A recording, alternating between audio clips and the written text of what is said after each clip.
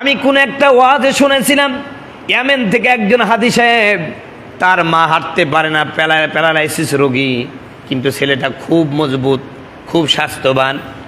হজ করতে এসেছেন, মাকে কাঁধে করে নিয়ে এসেছেন, পিঠে ওই যে গারো মহিলারা, পাহাড়িয়া মহিলারা যেমন পিঠে ঝুড়ি বাঁধে, ওই রকম ঝুড়ির মধ্যে করে মাকে নিয়ে চলে এসেছে।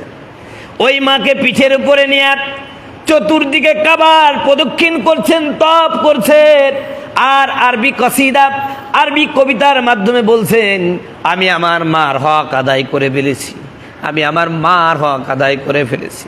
কোন একজন আলেম যখন তার এই কথা শুনতে পেল, এক পর্যায়ে হাজীকে বলেন, ইয়া হাজী কুম, হে হাজী তুমি দাঁড়াও, তোমার সাথে আমি একটু কথা বলতে চাই।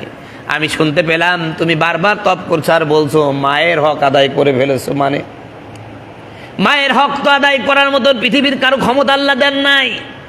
তুমি কি এমন আমল করেছো, কি এমন খেদমত করেছো, যেই খেদমতের কারণে তুমি তোমার মায়ের হক আদায় করে ফেলেছো বলছো, ব্যাপারটা কি বলো তো?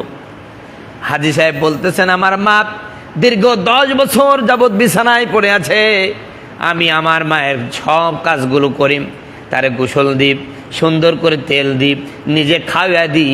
একজন সন্তান, একজন মা যেমন তার সন্তানকে লালন পালন করে, আমি আমার মাকে সেইভাবে লালন পালন করছি। জোরে বলেন সুবহানাল্লাহ।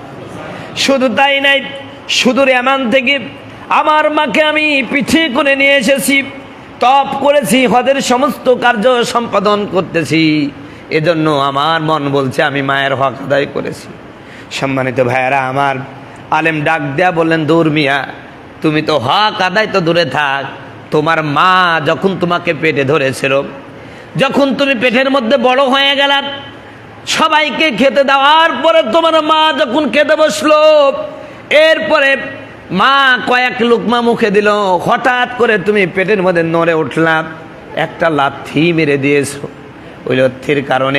ওই লাথির কারণে মা যে শব্দ করলো, কষ্ট পেল, এই কষ্টে যে ব্যথা পেয়েছে, কিয়ামত পর্যন্ত এইভাবে যদি পিতা মাতার খেদমত করো, তোমার মায়ের সেবা করো, একদিনের একটা ব্যথার যন্ত্রণা সহ্য করার যেই হক আছে, এই হক তুমি কিয়ামত পর্যন্ত খেদমত করে শেষ করতে পারবা না, ঋণ শোধ করতে পারবা না। বলে সুবহানাল্লাহ।